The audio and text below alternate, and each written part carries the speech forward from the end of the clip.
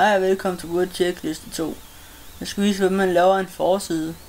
Går du ind under Indsæt, klikker på forside, og så tager vi bare en af dem, tager den der,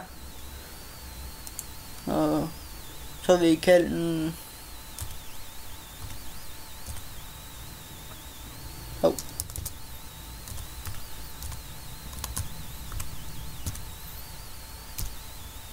Checklist 2, og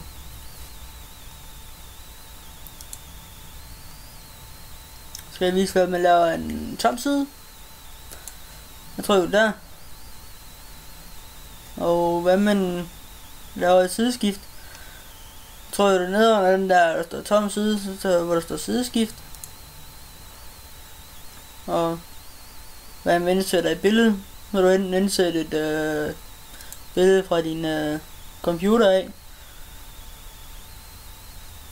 hvor du måske selv har lavet et eller andet, eller du kan også tage et billede fra nettet af,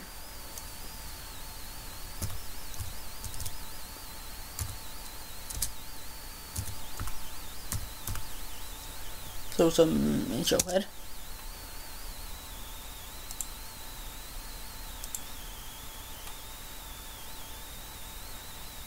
Så vil du forstørre den lidt, og så kan du ombryde teksten, som jeg også skal vise, hvordan man gør. Og der ombryde i firkant eller tæt. Nu rører vi bare i firkanten, så rører rundt her på siden.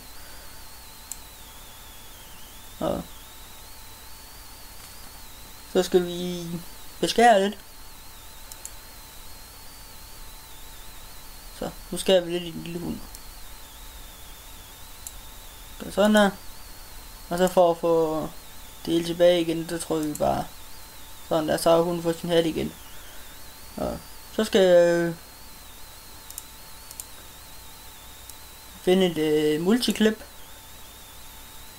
Ind under multimedieklip her, altså online,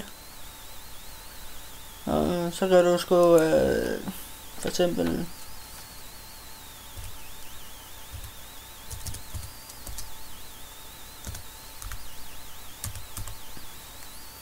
og så skriver vi bare syd, og så kan du bare tage en af dem,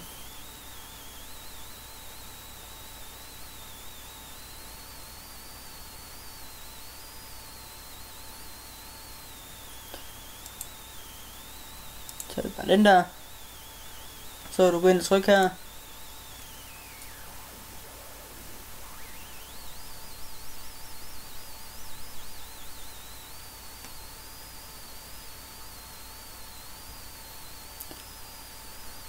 så kan du bare trykke play.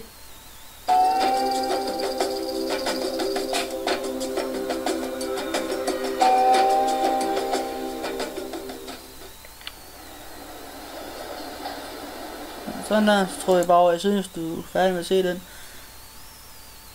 Så skal vi indsætte en figur. Går vi bare lige heroppe her, så tror vi bare der, siger vi indsæt. Så er der det, der hedder en figur her. Og så er den, der du tager vælge med alle de her figurer her. Nu tager vi en smiley i dag, for vi er så glade i dag. Og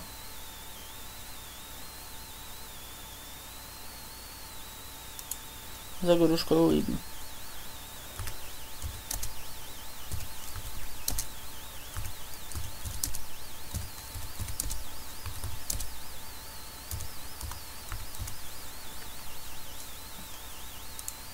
Sådan.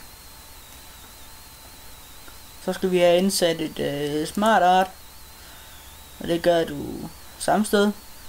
Så du trykker på smart arten, og under indsæt, og så kan du vælge mellem alle mulige forskellige slags smart arts, du gerne vil bruge til din præsentation og sådan noget. Så er der en til billeder, og der er en til offline. Men det er sådan bare hvor hurtigt og nemt, så tror jeg finder man bare en under alle.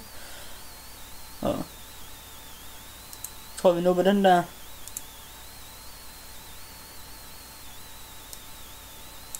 Og den kan du så rykke rundt med, hvis den er skider rykke sig.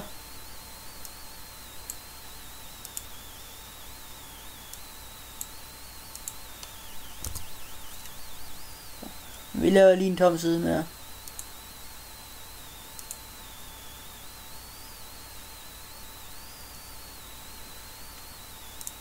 Lille sæt. Smart art.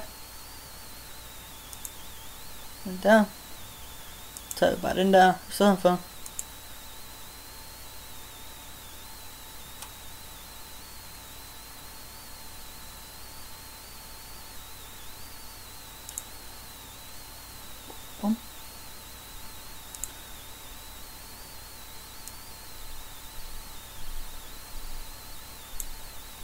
Sådan.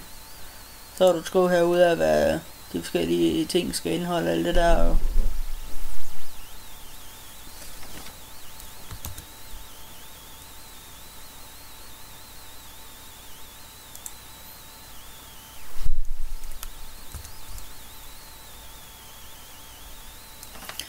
nok om det. Nu skal vi se, hvad man laver et diagram. Og det går det under indsæt, der er her. Tryk på diagrammet. Så er der en forskellige slags her. Nu tager vi bare den der.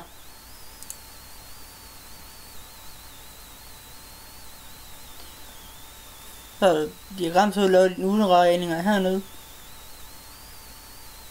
Og de følger så med diagrammet.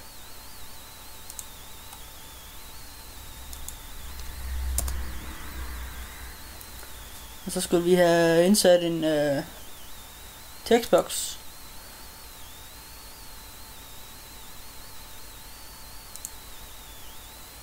Ups.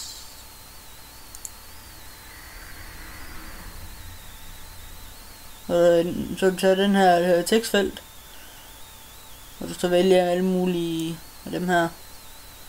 Og du kan også gå ind og selv tegne en, som plejer med, hvis det er den nemmeste. Så har du en tekstboks, og den kan du så skrive i, hvad det vel, okay, for en sags skyld. Og så skal vi indsætte et word art, og den ligger her, og der er forskellige slags her.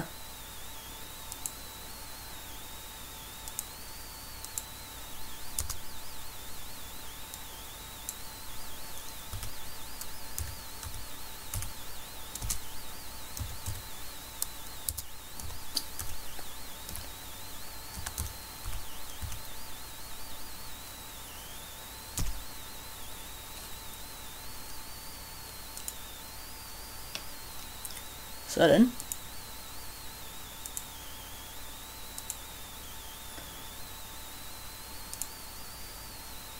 Og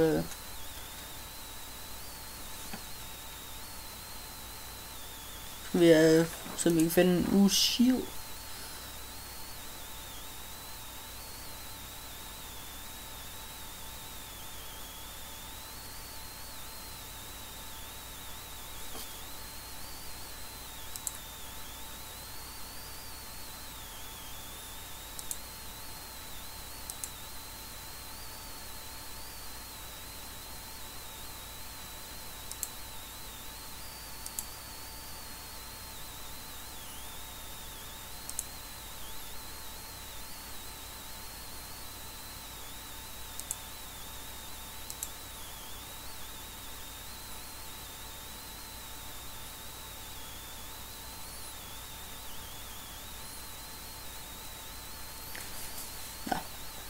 Den springer vi lige over, så går vi til skærmbillede. tage en af dem. Den der. Prøver vi i teksten igen her. Så går det sådan her. Så havde vi den der i stedet for. Og så skal vi have indsat dato og klokkeslæt. Det gør vi ved at trykke på den her. Og den ser ud til at stå rigtigt. Og så tror jeg vi bare OK. Så har vi datoen.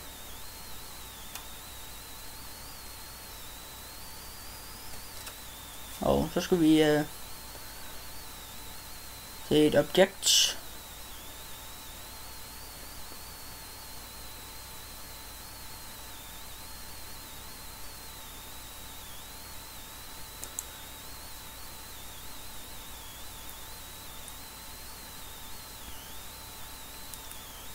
Og dem kan du finde herinde her.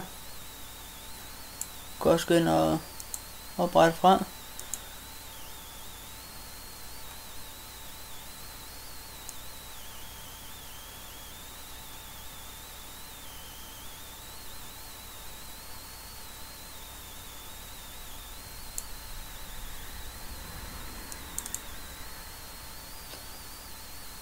Og du så vælge en dine egne filer. Som den her prøver vi bare.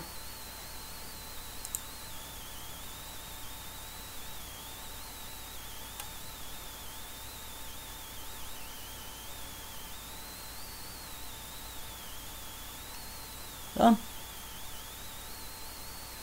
Og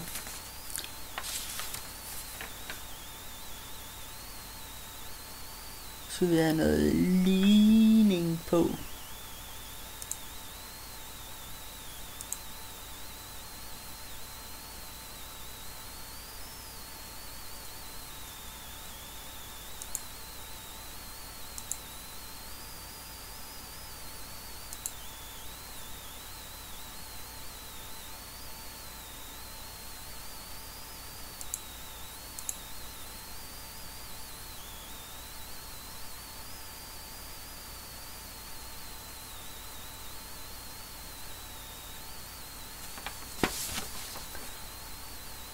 Men den springer vi over, så skulle vi bare tilbage til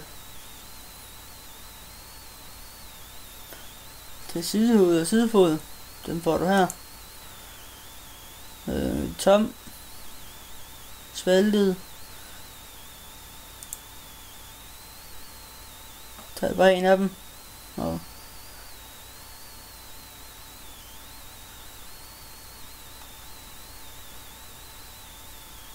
der kan du skrive hvilken side den er på. Det ser fint nok ud. Så skal vi have en sidefod.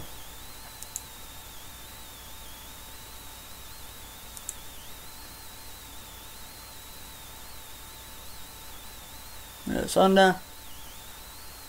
Ved at gå ind i indsæt. Eller sidefod her.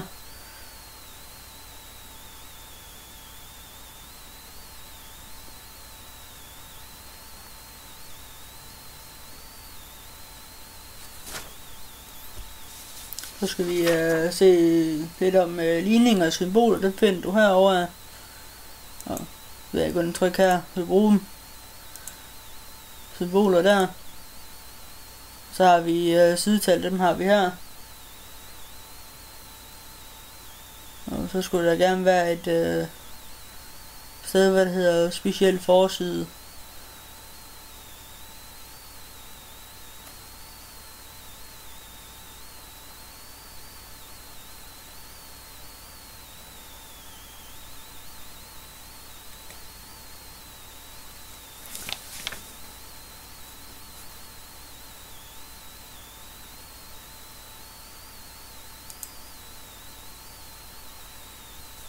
Men så vil jeg sige tak for at I lyttede med, og på gensyn. Hej.